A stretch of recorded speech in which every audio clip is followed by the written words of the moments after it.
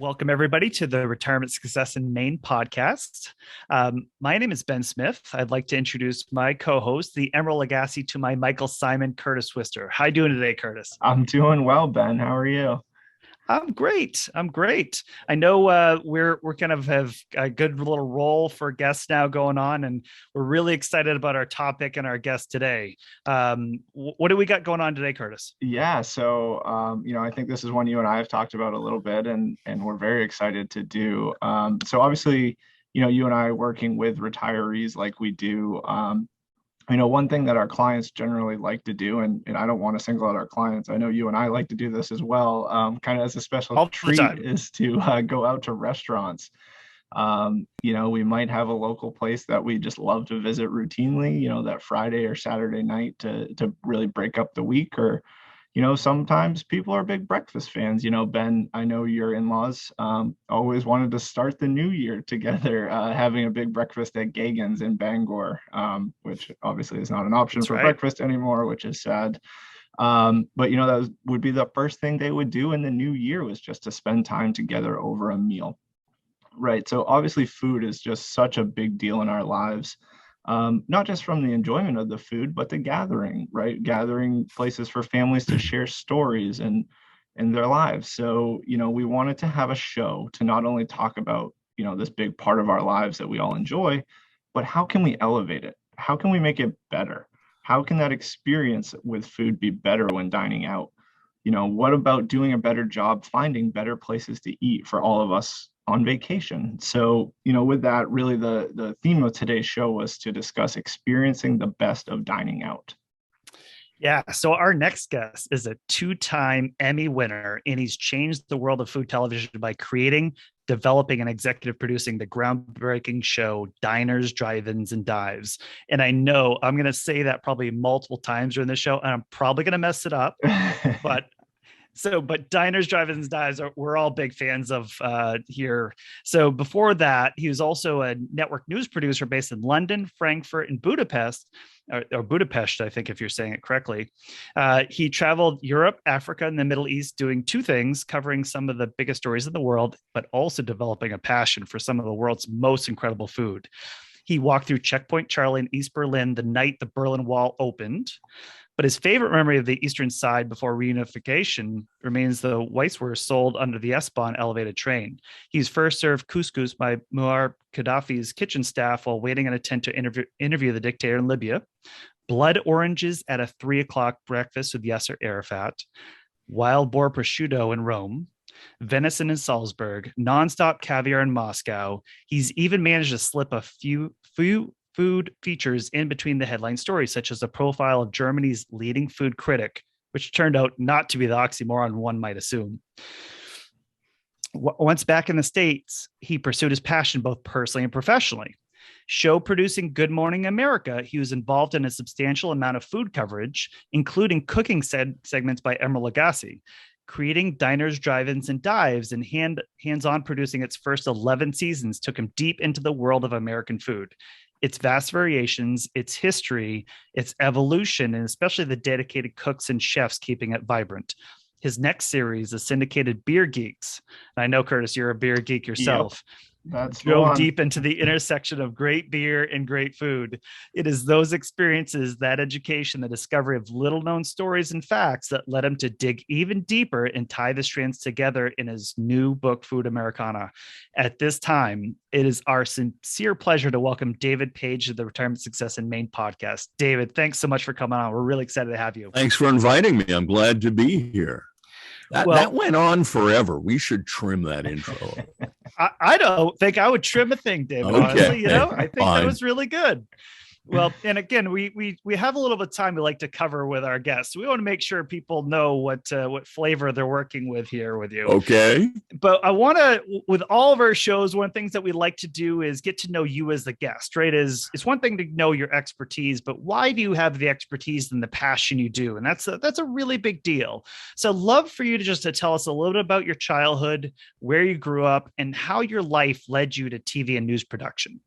Yeah, I grew up in Western Massachusetts. My parents were originally from New York. I was born in Queens, but they escaped to allow us to grow up in a more rural environment. Greenfield is 12 miles south of where Vermont, New Hampshire, and Massachusetts come together, which was helpful when I was a high school student because the drinking age was lower in Vermont. And, anyway, it was very dangerous on Route 91. I would not advise doing it. I grew up in a world of terrible food. My mother was an awful cook, wonderful woman, great accountant, miss her every day. But man, she could not cook. And I didn't really develop much of an appreciation for good food, at least as made in my mother's house.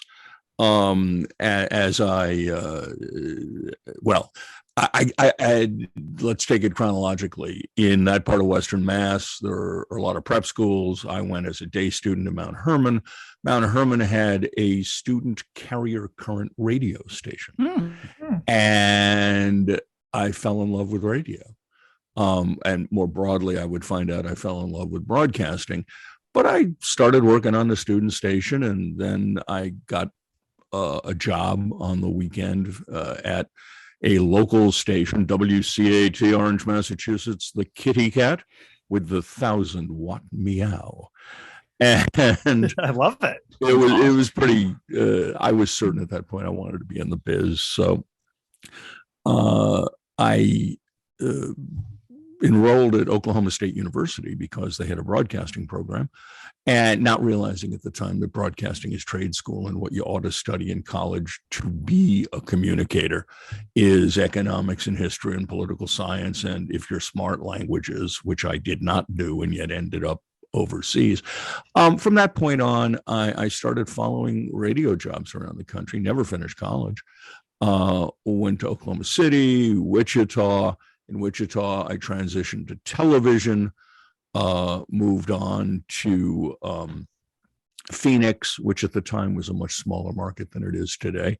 There, I specialized in investigative reporting, continued that in Houston and Atlanta. Got fired in Atlanta because I didn't like my news director, and he sure as hell didn't like me. And figured, I'll see what's out there. NBC had a bureau in town. I walked down the street to hand a tape to the, then they called them secretaries. Today, I'm sure she's the bureau coordinator and vice president in charge of something. And if that sounded sexist, I didn't mean it. No, we got you. Yeah. Anyway, I'm in jeans and ratty clothes, and I haven't trimmed my beard. And she comes running after me as I go to leave. She says, the bureau chief wants to talk to you. So I go in. Turned out that there were several producers in the bureau, but his best producer had just told him she was going to take a leave to write a book, and he needed a freelancer. So I showed up for my first day of work as a network producer, not knowing what the job was, wearing a three-piece suit. Everybody laughed at me. Then I asked the best producer there, what the hell is a producer? And he taught me. And anyway, it ended up with me being offered a job in the NBC Chicago bureau, then being sent overseas. While I was overseas, never having expected to travel internationally. I mean, for all intents and purposes, I was a kid from a small town at this point. I mean, I'll claim New York, but Greenfield was not a metropolis. I'd never thought about going overseas. And now I'm being sent to all these places I know nothing about. And I realized pretty quickly that food is the gateway to a culture.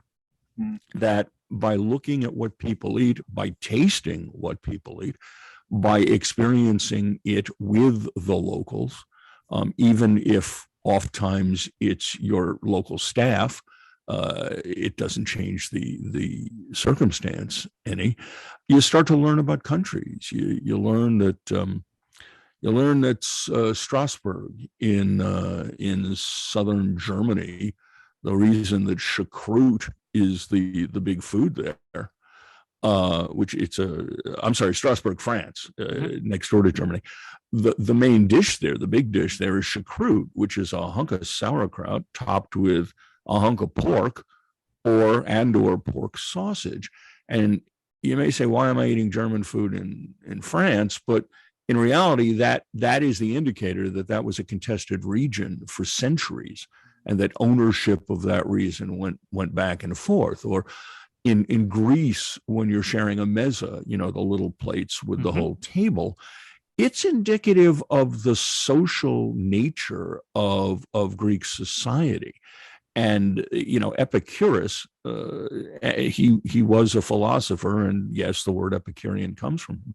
He had a quote along the lines of, before eating, you should choose who to eat with, not what to eat, because to eat by yourself is to be like a wolf. So I started to develop, and country to country, the food is amazing. And I really developed an appreciation for food. When I was leaving Europe to come back to the States, and I had been working in Europe, Africa, and the Middle East. My house was in Europe. When I moved back to the States, I realized I spent 4 years in Frankfurt on the road so much that I never once fired up my stove. When I got back to the States, I thought to myself, well, maybe I'll try making a meal. And I found it to be fun. I found it to be creative. I found it a way to be fearless, because if you come to my house, I may serve you something I've never made before. Last night, for example, I made one of my signature dishes, shrimp and grits, using heritage grits from North Carolina. And I completely blew it. My wife said it's the worst thing I've ever made. So, you have your moments. But the assumption would be that from that, I somehow jumped into food journalism, when in fact, that was an accident. After stints at NBC and then a long stint at ABC, where I senior produced Good Morning America. I was the senior investigative producer of 2020. You bounce around in this business, and you're defined by whatever the last thing you were was. Who sees an investigative producer doing food? But anyway, I went out on my own, opened a production company, began to starve. So I called Al Roker, who by then I think was on the Maine Today show, but he had worked for me when I co-produced the Weekend Today show. And Al had his own production company. He was doing a lot of stuff. I called up, I said, I'm starving. You got any work? And he said, yeah, I'm doing a bunch of stuff for the Food Network. Why don't you do some of that? So I did that. And now I'm a food journalist. And, you don't make, you don't get rich working for someone. So at some point, amicably, I moved on and tried pitching the network myself. And that was a constant failure. There was a nice production executive who would talk to me on it. She took my calls, but time after time after time, I'd pitch shows and she'd say no. And then on this one occasion, I'm on the phone with her. It's late in the afternoon. I'm in my basement office, my house in Minnesota, which is a whole other story I jumped over. And she kind of trying to help me. I had done a show for Al about the history of diners. And she's on the phone with me and she says, do you have anything else about diners? And I said, oh, yeah. Oh, absolutely. I've been developing this show called Diners, Drive-Ins, and Dives. And I told her all about it. And for the first time, she said, that sounds interesting. We have a development meeting Tuesday. Get me a one sheet, a write-up for a 1 hour special on Monday. Amazing. I hung up the phone, on the one hand, elated because she'd finally said sort of yes to something, but also aware that I was full of crap, because I was not developing a show called Diners, Drive-Ins, and Dives. I had pulled the name and subsequent description out of, that's not good for my hair, out of thin air, or a body part. I mean, finish the sentence any way you want. Yeah. So I spent the weekend calling. Back in those days, phones, actually, people talk to people, calling all over the country to talk to people and come up with a list of restaurants that I could include in a 1 hour show. And I sent it to her, and they had their meeting. And shortly thereafter, they greenlighted a special, which did so well. See, the host, Guy Fieri, had won their Food Network Star Contest. The Food Network Star Contest does not produce Food Network stars, with the exception of Guy. He won in the second year. And at the time, the network still believed this show would, in fact, generate stars. and they desperately wanted to get as much exposure for him as they could. So they wanted to put him in a primetime show, and they had a couple of big deal production companies. I'm just some schmuck in an office. They wanted a couple of big deal production companies to pitch them each an idea. In the meantime, they figured this special would kind of keep Guy's face out there. Well, it turned out that the big deal production companies pitched ideas that the network didn't like. And the special had been a surprising success. So they trepidatiously commissioned a short season, one season of Diners as a primetime show. And obviously it became a hit, maybe their biggest hit ever. And, it went from there. And I was a food journalist. I did 11 seasons of that, then moved on. It's now being produced by another company. It's in season 30 something. However, I had found my niche. I loved the whole idea of talking about and exploring food because it's such a rich tapestry. I ended up syndicating because you always want to lose as much money as possible. I ended up syndicating a show about craft beer, which may be the best thing I've ever done on television. It was called Beer Geeks. The host, Michael Ferguson, is a very big name in the craft beer world. And we combined the making of craft beer at different breweries with the cooking with that beer at different restaurants. And then, one restaurant each show. And then the last act of each show, we would have a pairing dinner at that restaurant. I love that show to this day. We did 26 episodes. I then decided it was time to write a book. So I did. All TV producers think they have a book in them because they don't think anyone knows how hard it is to write for television. And you can't just sit down in TV and write. It was a cold and stormy night, cold or dark, anyway, dark and stormy night, and then Oedipus killed his father. You can't. TV is not you don't just write a pure narrative. You have to analyze the pictures and situations you have and use relatively invisible language to slowly and gently push the viewer through each sequence and on to the next. The concept of being able to just sit down and say stuff was intriguing to me. So I picked a subject that intrigued me, which is there an American cuisine? And figured it would take me a year. It took me 2. The result was Food Americana, which I'm quite proud of.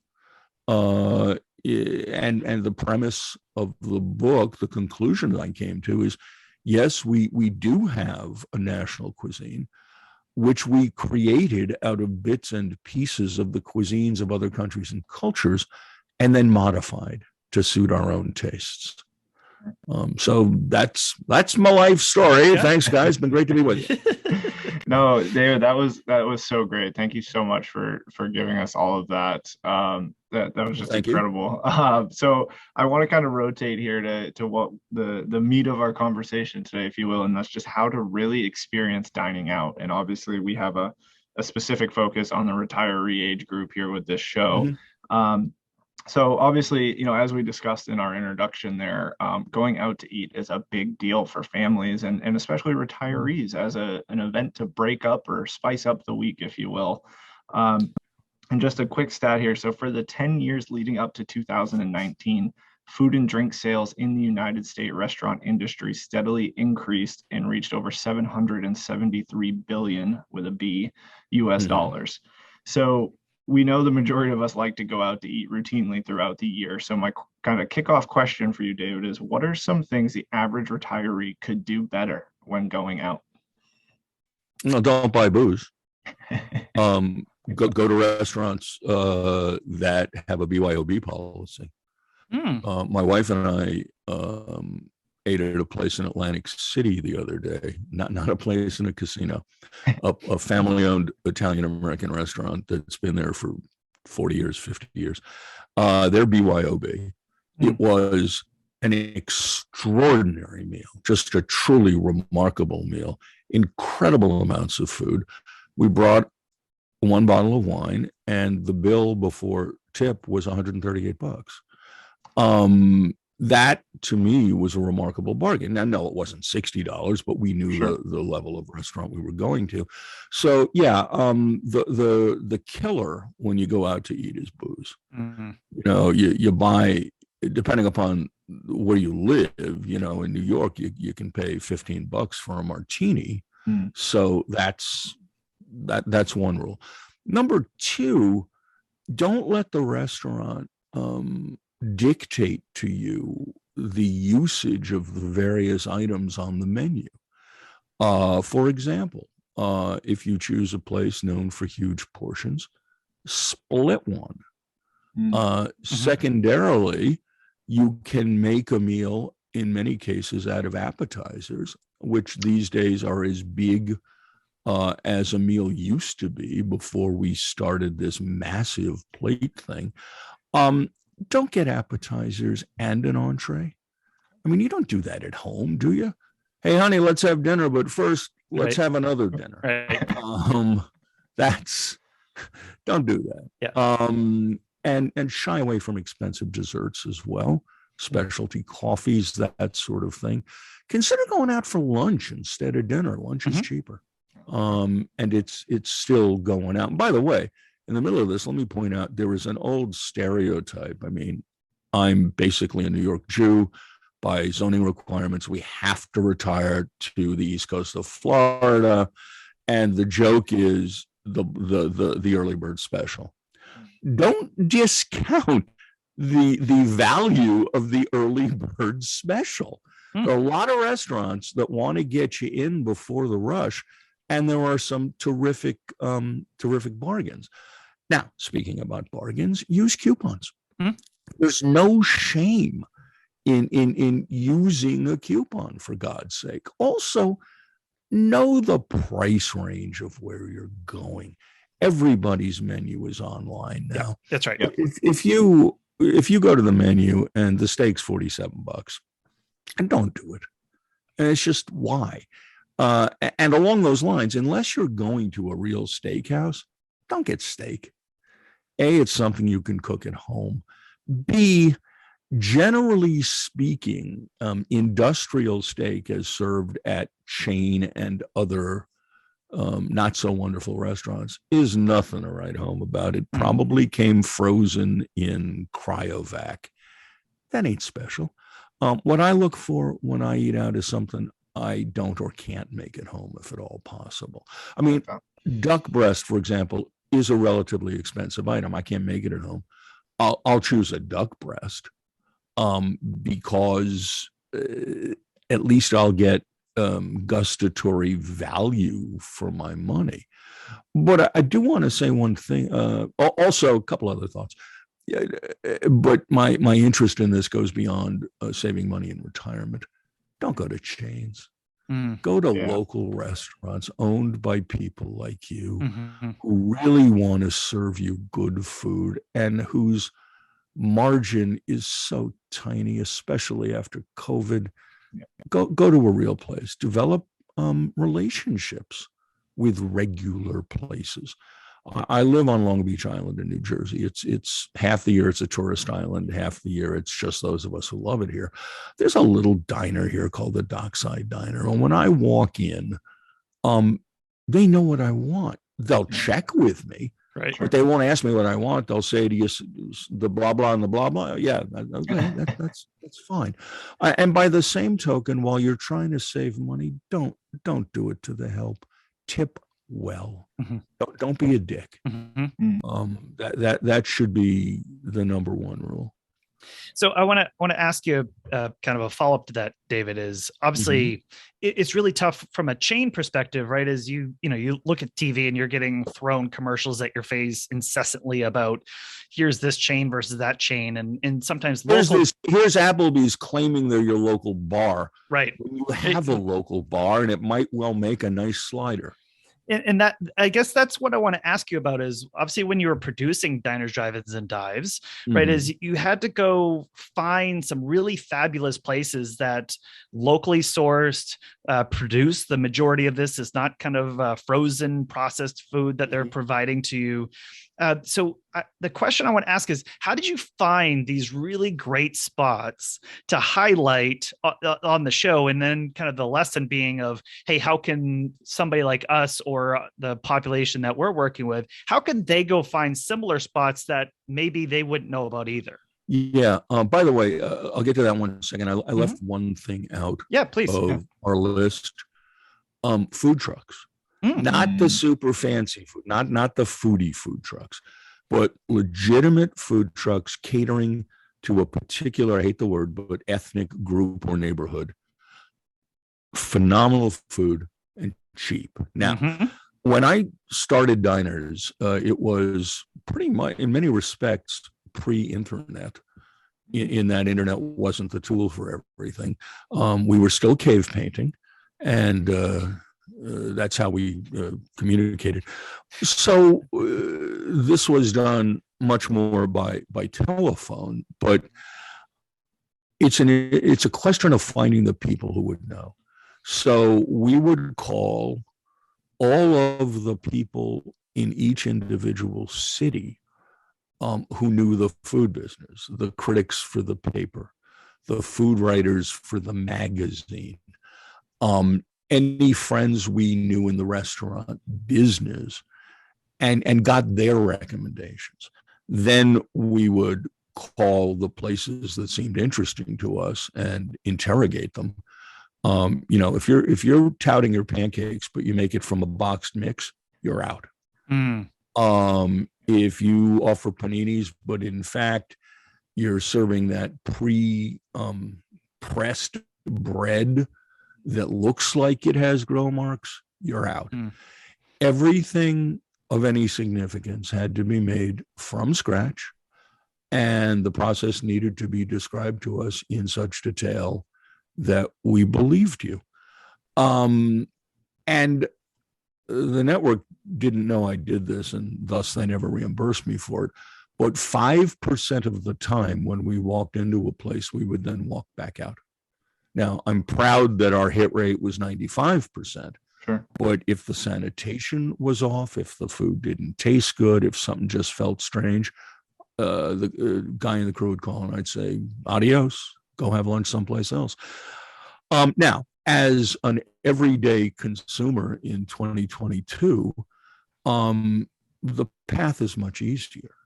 Simply Google and find yourself the food critics and food writers for the local restaurants and magazines.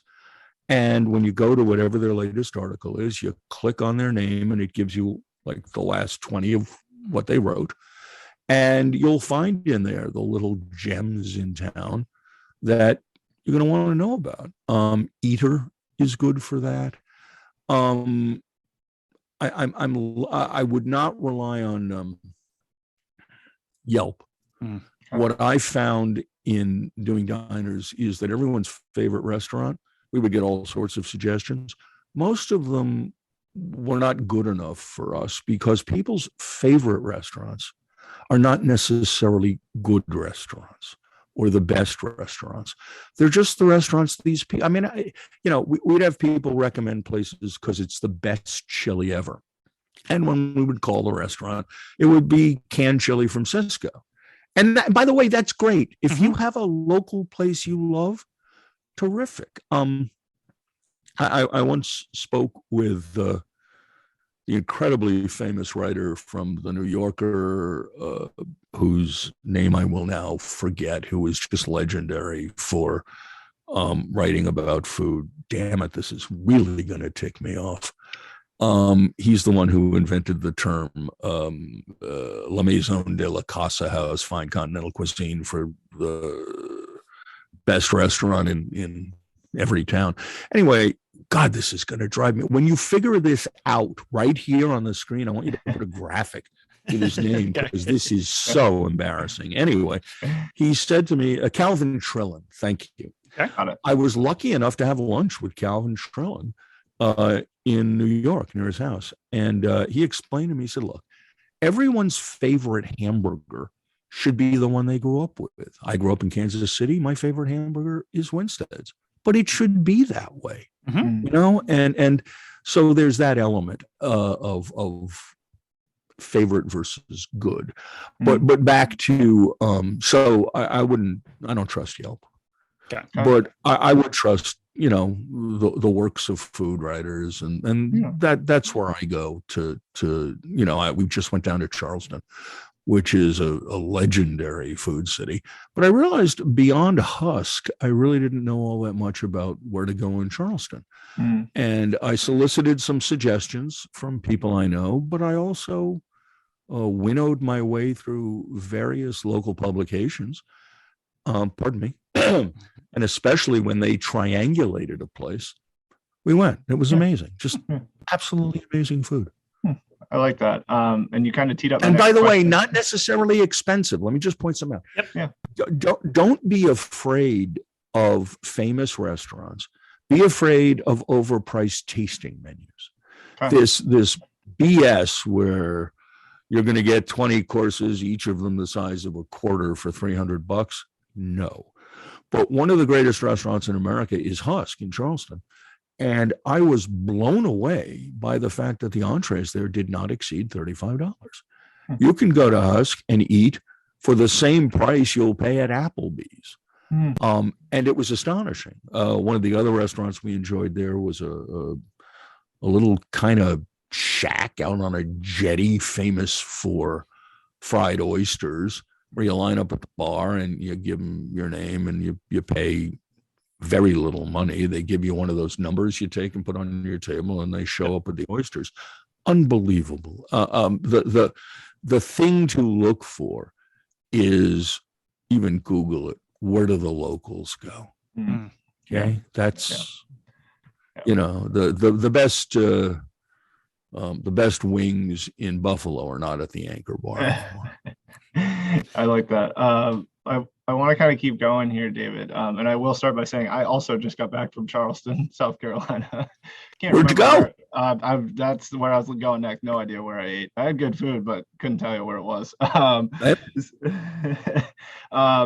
actually thinking about moving down there. That's, really? My wife's going back the first week of February, so that tells you how much we enjoyed it. It's an incredible town. And from a surprising perspective, many people may not know this, we're Jewish. It's a very Jewish town. It's got the oldest first or second oldest Reform congregation in the U.S. You know, there were a lot of Jews in business down there in the 1800s. So I think you kind of teed up my next question. You might even touched on your answer a little bit, but so we want to ask you, when you are planning a trip yourself, kind of what are some tips and tricks? I know you just shared looking at like local publications there, but is there anything else you can share with our listeners on how to elevate your vacation food experience when you're traveling? Well, decide how much you want to spend and in what variegated manner. I mean, in most vacation destinations, there's at least one high-end restaurant. Is it worth going to? I'd have gone to Husk even if the prices were 3 times what they were, because I was looking for a particular food experience. But the best food in most places is not the expensive food. It's the stuff you hear about from the locals. And by the way, this is a really stereotypical point, but ask your taxi or Uber driver where he or she eats. Yeah. Because ask any local where they like to go. If you're buying something at a store, say, hey, I'm looking for a place tourists don't know about. Where do you go for what? It's you got to have the chutzpah to not be afraid of inquiring. You also have to have the chutzpah to risk a lousy meal. But between online and personal recommendations, I believe you can find great places to eat in every town. Now, you often have to say to people, look, I'm really not looking for any place, quote, nice. I don't care if it's a dive. Where's the best? Where's the stuff like your mother made? Okay.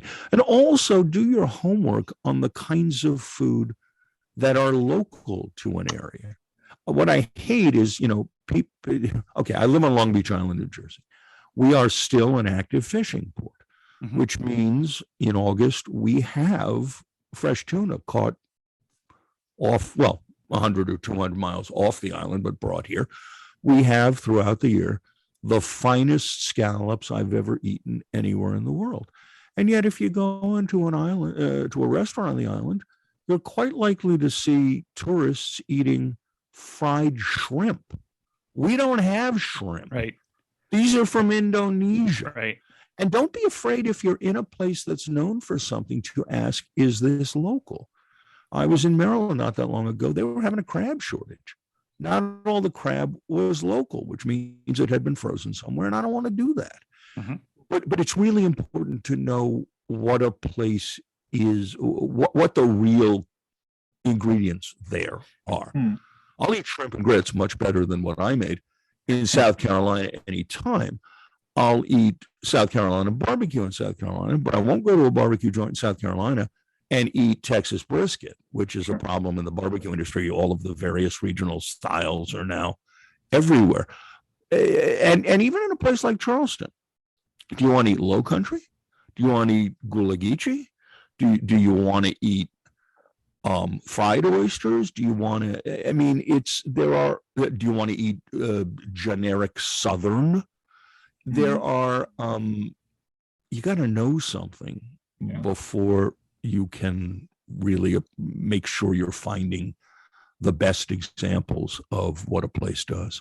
And David, it sounds like, kind of to some of your point about planning out the vacation, it sounds like you got to have a pretty key, crucial element of that is being flexible. Because if you get there, you have that conversation, well, that might change your whole rhythm and cadence of how you plan out your vacation. The best thing is someone just told me about this place, sweetie, let's go. Well, we're going to go to the Museum of Underwear. Oh, what the hell? Exactly. No, you gotta, this is something I think of from my time working internationally. How do I say this politely? So many Americans are timid of exploration or adventure. Go for it. You don't think you're like that, but it's what they mean. Octopus is a great example. To many people, that sounds awful, but they've never had it. That's right. So buy one appetizer for the table and taste it. And it's okay if you hate it. But try it. I mean, I lived in Minnesota for 10 years. Well, we all did, the family. Had a horse farm. It was nice. And one of the things about Minnesota that drove me crazy, Minnesotans will tell you Minnesota is the greatest place in the world. First of all, they're crazy. But beyond that, they'll say, where you're from? I'll say New York. They say, oh, I hate New York. I'd never go there. And I'd say, how many times have you been there? Oh, never. Right. Okay. Right. If you leave Minnesota and go experience other places and then decide Minnesota is the greatest place in the world and it's where you want to raise your family, more power to you. If you want to freeze your ass off, go ahead. If you want to fish through holes, anyway, that's fine. But it's, there is increasingly available in the United States Chinese food as served in China, which I differentiate from Chinese American food, which is a fantastic cuisine of its own, which evolved over the years after Chinese immigrants came to the United States, starting with the gold rush in California, which brought a bunch of Chinese men, many not intending to stay, who looked for gold, and many others who set up stores and restaurants to feed them. And from that, we ended up with Chinese American restaurants based mostly on the food of Canton, which is where these people came from. Anyway, there are various regional forms of Chinese food that most Americans are unaware of, but there is increasingly available in the United States, mostly on the coasts, Chinese food as made in China, because there are finally enough Chinese, young, relatively prosperous Chinese immigrants here that you can make money. You can run a restaurant serving them, not the general American population. For my book, I was taken to a huge this was pre-pandemic, a huge Chinese food court in Flushing, Queens, New York. When I was born there, Flushing was Jewish and Italian. Now it's almost completely Asian, Pan-Asian. Anyway, two recent students, one of them's now teaching. Anyway, two young Chinese immigrants took me and a bunch of people, and we sampled food from the various stalls at this food court. And it was friggin' fabulous. But much of it was food that I fear many people wouldn't taste. Items in the food like tendon and artery, items like congealed duck blood, a circle of it, which tastes like liverwurst with a little metal tang to it. It's fabulous. You gotta be willing to try. Just take one bite. If you don't like it, you don't like it. But I gotta tell you something. You get a good dry pot, which is a variety of ingredients, stir-fried in a spicy sauce. And it may include tendon, it may include artery, it may include tripe, it may include any number of body parts, but you get to pick them. You like, I want this tofu skin and the fish and yeah, I'll have a tendon. It'll knock your socks off. So, especially we're talking about retirement age. Mm-hmm. This is the time to put on your dancing shoes and kick some ass. That's right. This is the time to say, honey, we've never done this. Let's do it. And whatever that may mean to an individual couple, but do it. And that's I think the best kickoff you could ask for it to my next question, because I want to ask about not just experiencing food locally around us, but I'm just thinking of one couple that's a client of ours, and they're foodies, right? They just love food. They will book their whole trip around just the food experience. Yes. So I want to ask you, because I know you've done this locally, you've done it throughout the United States and also internationally today. So I know we're the pandemic and kind of things have been evolving. But what would you say if I was to create a kind of the best food experiences, where would be the top travel destinations for you? Either nationally or internationally? What would be, say, the top 5 of places you would want to have on your list to experience the best food up there? Okay, well, if you live in New York, forget this. But if you don't, New York is arguably the greatest food city on earth. Okay. Followed in whatever order by Rome, Paris, and London. So you can't go wrong in those places. San Francisco is extraordinary. New Orleans is extraordinary. Chicago is also good. But if you're asking me where am I going to go on my next food vacation, I'm going to go to Spain. Okay. It is a lesser selected location for Americans. And it has such an incredible variety of food, from the lamb of the bat all the way down the coast to Yamon, the ham that is produced and that is unbelievable. It's just it makes prosciutto walk out the door in shame. I mean, they raise these boars, and there's different levels of Yamon de Serrano, but at the highest level and the most expensive, these are boars that are raised on acorns. It's all free range, of course. You don't put a boar in your house, but you can taste the acornness in the meat, in the fat. It's extraordinary. There is. We went to a couple of years ago. We were in Spain. Went to the Central Market we went to several central markets. I'm not sure which city this was. I know we were on the coast. Anyway, I'd never seen this before. One of the stalls, they were selling barnacles, which I only knew of barnacles as a nuisance that attached to the side of a boat. Sure. They look dangerous. They look bizarre, but basically they're no different in taste profile from lobster or maybe crab, in that it is a hard shell that you have to work your way through to pull out a little bit of meat. They were amazing, just amazing. And you know, we get back to local ingredients and quality. One of the most wonderful dishes you'll get in Spain is a pan con tomate, which is a small piece of incredible local bread that's been grilled and topped with some chopped up tomato, and it'll blow your mind. My wife and I did a half-day cooking school cool. in Valencia, and I can live in the present tense, no conditional, badly with high school Spanish. I've retained enough of it that I can get a beer or find the bathroom. Unfortunately, no one else in our cooking class either had the ability or attempted it. So I said something in Spanish, and the grandmother who was running the class decided that I was the star of the class and began talking to me at a very high rate of speed, very little of which I understood. But she taught us how to make what the Spaniards call a tortilla, which is really a potato omelet that is served flipped and is simply a dream. It's one of the greatest things on earth that you'll ever eat. And it's that kind of variety of terrific food to which not a lot has been done.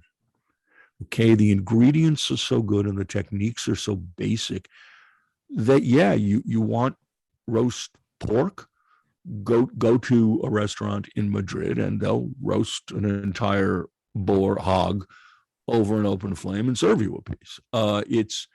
It's that kind of wonderful food in Spain is great. I would not necessarily think that most people would go there, but the food in Ethiopia is surprisingly good. It's based around the national dish is a sort of spongy pancake that you use to pick up various kinds of protein and vegetables. My favorite is a spicy meat, and I'm embarrassed to say I don't know. I assume it's lamb or goat, but I'm not sure. But that country, because it's only known for starvation in the minds of most Americans, would hardly serve as what people would think of as a culinary magnet. But there's some great food there.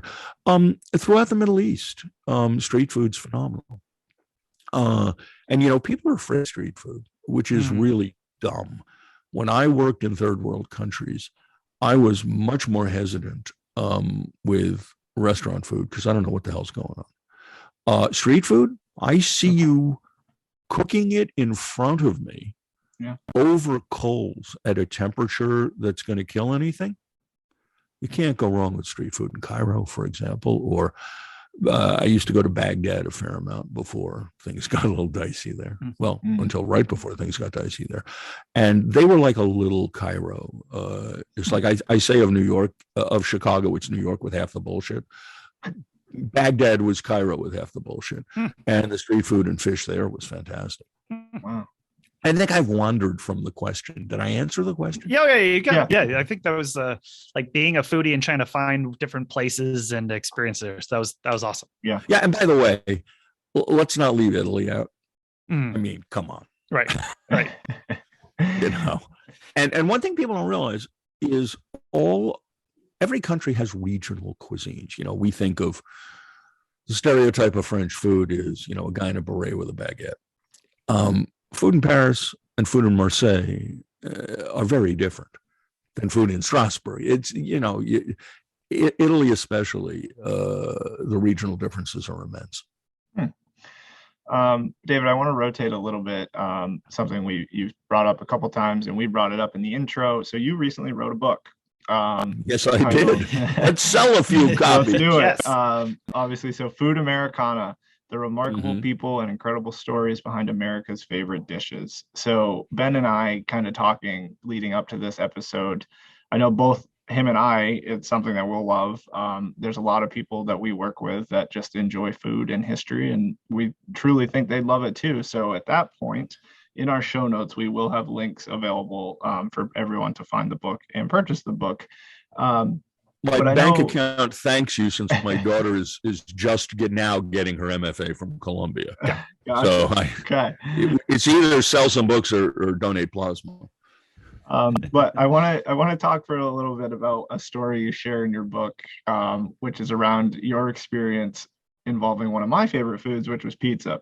So you were at a school of pizza, learning from the first American to be named world champion pizza maker at the World Pizza Cup in Naples. So can you just share like some of the history of pizza in the US, and why do you think it remains one of the most popular foods in the US? Sure. Let me start backwards. It's easy to eat one-handed, and it can be extremely cheap.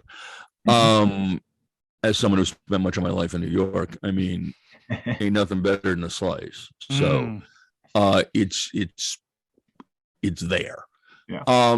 Secondly, on the popularity front is regional connection to it. And I realize I'm starting at the back end of this, but pizza developed right now, if you count and put a name next to them, there's more than 30 different styles of pizza in the United States. So most people have some kind of a local connection to their pizza. Now, how did it get here? In the 1800s, amidst crushing poverty, there was a large exodus of Southern Italians to the United States. Now, specifically in Naples, if you were poor, one of your staple foods was pizza. But it was food of the poorest of the poor. It was literally nothing more than dough and some tomato. If you were lucky, you could put on an anchovy or sardine, or this always sounds delightful, a piece of lard. But that was that. When all of these Naples expats found themselves in the States, mostly in New York City, among all immigrants, there is a bifurcated desire to retain one's old foodways because they're a connection to home, and B, to become American. We'll put that on hold for a minute. So you have a large population of Neapolitans in New York wanting to recreate their food. The problem is that in Naples, the ovens burned wood. In New York, they burned coal. In New York, they're larger. And the protein content of wheat in the United States is different than wheat in Naples. Hence, you cannot replicate the Neapolitan pizza they were used to. You got a crunchier crust, but fine, it's here. Let's start putting stuff on. Then, an interesting reality. These people, these very poor people who escaped having nothing, come to find out that it's different being poor in New York. You can afford some meat, not a lot. You can even afford pasta, which was relegated to Sunday in Naples because of its high price. And from there, especially as the immigrants started to become a little better off financially, was created the concept of abbondanza, abundance, the ability to have a meal with lots of stuff you couldn't have back home. And that just grew and grew and grew. And that's why we think of red sauce Italian American foods as, among other things, massive. Well, that happened to pizza. It started to collect toppings. And as the Italian American immigrants moved to other parts of the country, those toppings or even styles were modified based on local tastes or local availability. Pizza in St. Louis, for some reason, is topped with something called Provel cheese, which is a processed cheese that has some elements of Swiss, but it certainly was not created that way in nature. That's a very popular thing. In New Haven, they started putting clams on pizza. It's now that is New Haven pizza, even though the clams originally did not come from New Haven. They were brought in, I think, from Rhode Island. You'll have to double check that. And as pizza developed its followings in various cities with Italian American populations, it became entrenched, in a local way. But pizza didn't become national per se until the 50s and 60s, when chain pizza was developed out of the Midwest, the area that had the least presence of pizzerias. And this sort of bland, sweet, I'm not a fan unless it's 2 a.m. and I've had too much to drink and there's nothing else available pizza. Right. And that really is what spread pizza nationally. Mom and pop pizzerias had offered delivery, but it was the chains that really elevated that. And eventually you got to the point where the ability to order a goop-laden mountain of stuff at 11 at night, have it show up at your door, and make a good breakfast out of it, how can you go wrong? Well, and David, as you're kind of talking about the Italian pizzas, my family is they're big Disney fans. So we just kind of going to Epcot and kind of experiencing food around kind of the area, but Via Napoli with the wood-fired pizzas there, it's just phenomenal. So, but you know, this is interesting. You can get Neapolitan pizza of a form that was for those with money as opposed to peasants. Neapolitan pizza with basil and mozzarella. You can get that now throughout the United States, but most of it isn't really what is eaten in Naples, because Neapolitan pizza as made in Naples is not crisp. It is soupy, and it degrades very quickly. Tony Gemignani, whose pizza school I attended, who is the gentleman you referred to in the intro, Tony told me, he said, look, if I deliver pizza Napolitano to a table and people are talking, if they talk for more than 2 minutes before they start eating, I tell the waiter to pull it. I'll give them another one. Wow. And Pizzeria Bianco in Phoenix, Chris Bianco, the owner, is considered by many to be the king of artisanal pizza in the United States. He doesn't serve a pizza he calls Neapolitan. He serves something closer to the pizza in Puglia, where his people come from, which is similar but crisper. Okay. Love it. Just a little useless trivia to that virtual water cooler. Well, gentlemen. but I'm just envisioning this as now you're making me really hungry as we approach lunchtime. So yes. Well, there's nothing better than pizza for lunch. Right. So I want to ask another question, and we're the title of the show is Retirement Success in Maine. So we always want to ask the Maine question here too. So, so what's been your food experiences when you visited Maine? So kind of what are your favorite foods and restaurants that you've experienced up our way? Because again, I know you said Western Massachusetts was kind of the original hub there for you. So what's been your experience here? Well, when I was a kid, we would vacation in Booth Bay Harbor or one of the other famous tourist spots.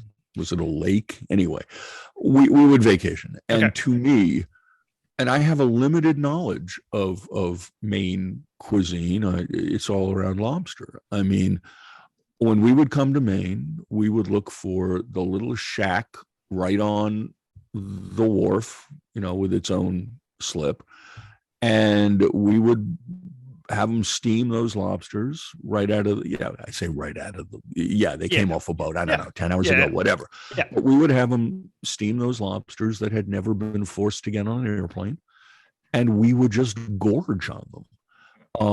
And to this day, that's one of my death row foods. See, what's interesting as a New Englander, so I can claim New England, I can claim New York. The town we lived in, Bud Foster had Foster's Supermarket. And we were 90 miles from Maine across Route 2, which as a child seemed like an eternity. But I mean, come on. Anyway, Bud Foster would send a truck to Boston to the seafood market. every morning at like 4 a.m. and bring back that day's lobsters. Now, it wasn't as fresh as eating it off the pier, but as I mentioned, my mother was a lousy cook. And what Foster's Supermarket would do is they would steam the lobster for you, along with corn and potatoes if you wanted. And then mom could pick up, I don't know if they sold it in a pot or not. That's the cool thing now. But anyway, she could stop and pick up steamed lobster, and we could eat well for a change. The other things I like in Maine, and I have not experienced the culinary revolution in Portland, so I can't speak to it. I assume that much of it wouldn't interest me if I were visiting Maine because it's not Maine food. I would assume there's a lot of frou-frou, this and that I don't need to go to Portland for. I'm a big fan of a well-made lobster roll, but I say well-made in that I'm going to say something really stupid. Don't give me too much lobster. The proper lobster roll is about the balance between the amount of lobster, the butter, and the crispiness of that New England roll. There are places that just pile lobster on, so you should be impressed. Well, that's great, but the good food is about the flavor and texture balance. So a lobster roll can't be too much, should not have too much mayonnaise, and I'm not really a fan of stuff in it that goes crunch. But a good lobster roll is a lovely thing. Now, given the choice, would I rather steam a lobster? Sure. Look, back before it became trendy to think that lobsters have pain receptors, here on Long Beach Island, I would, when we were having friends over with kids, I would go buy a bunch of lobsters, set them free on the deck, and the kids would chase them around, and whoever won the race died first. So the lobsters, not the kids. Right? Yes. There was one other item. I don't know. Do you guys claim this in Maine? In Massachusetts, obviously, and I'm going to include this in my next book. Around Ipswich is the specialty is whole belly clams. You have clam shacks in Maine, don't you? Oh yeah, sure, absolutely. No, the whole bellied clam is a wonderful thing. It's again, it's another food that disgusts some people because if it's done right, you bite into it and it sort of explodes. But that's a wonderful thing. But no, and there's lobster bisque. But at the risk of being uninformed, as I am, about the nuances of Maine cooking, it's always been lobster for me. Love it. That's good. So we've kind of reached the tail end of our show here. We do have one kind of parting question for you, David. Okay. So again, obviously the name of the show there, Retirement Success in Maine. So we like to ask, how are you going to find your personal retirement success when you get there? Well, I have a problem, which is that I like to work.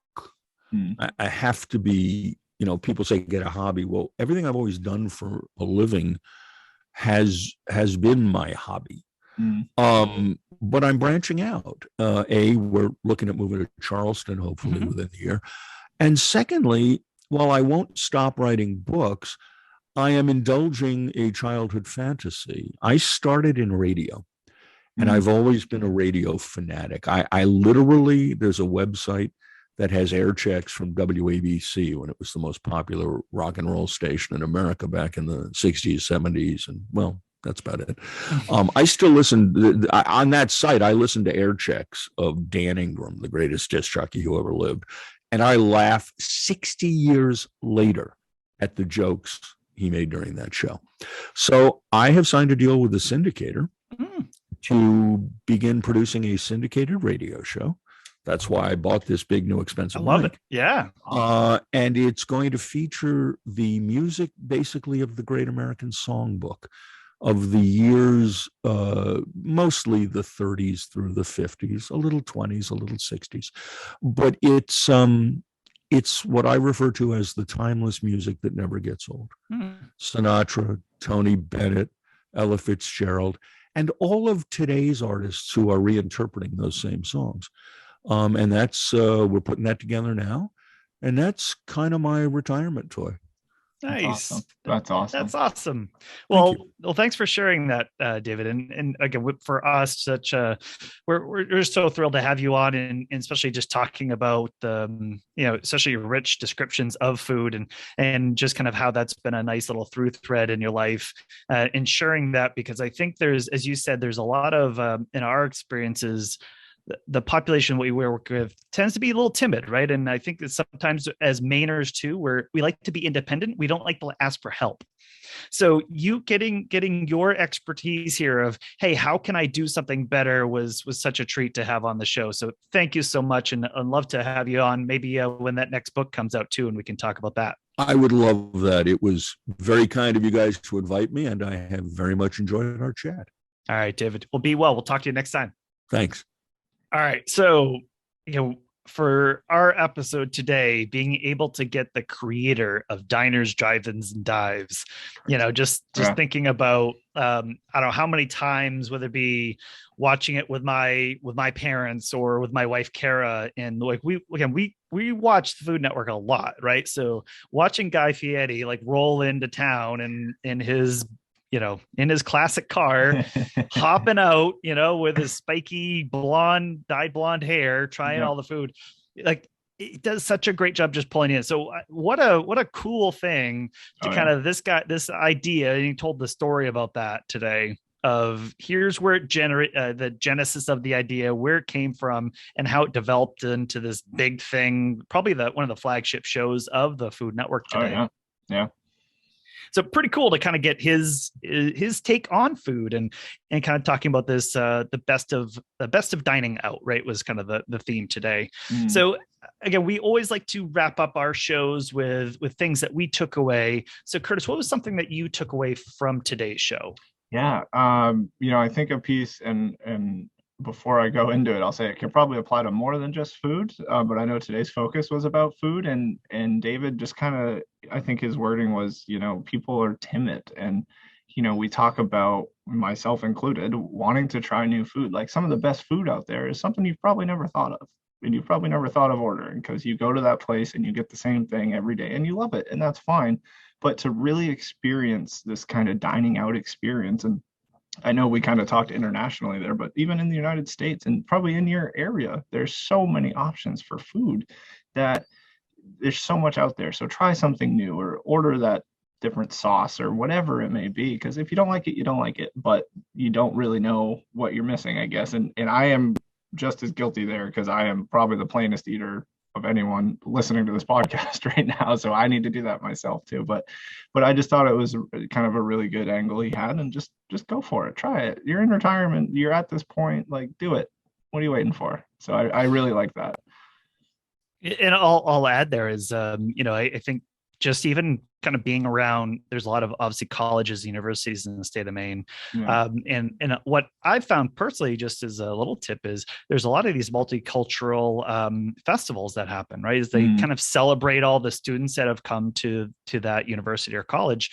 And a lot of times what's part of them raising money for multicultural affairs is a food festival. So sometimes you can go there and you can experience the best of Pakistani food, or you can experience all the different cultures and them preparing their best food to raise money. And it's just a great way to try it out. So that's kind of why, again, I mentioned, Epcot is something where you can kind of do that in a maybe a more formalized and, of course, Disney-ified way.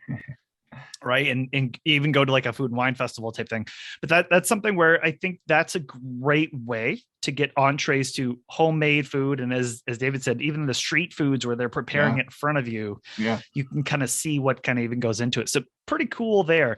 I will add is I just really enjoyed the whole, hey, here's him producing a show. And again, we know what it's like to produce something like what we're doing in this podcast, finding people and doing that to go to different restaurants that I've never been to before and investigate whether they have the goods, right? Are they the real deal?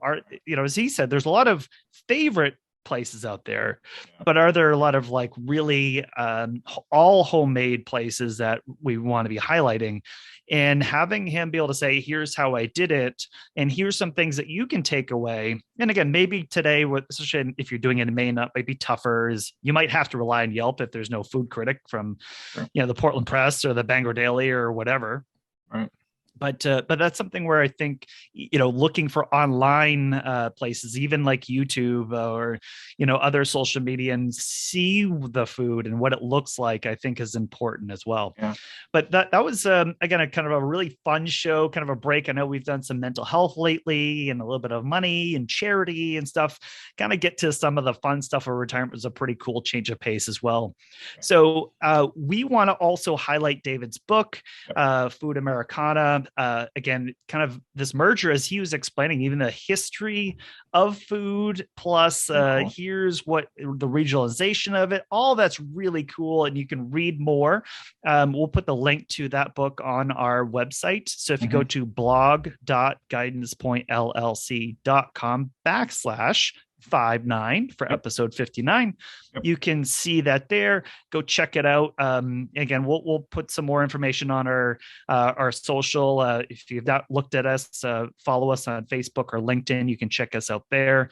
But love to have you guys along for the ride. Thank you so much for tuning in, and we'll catch you next time.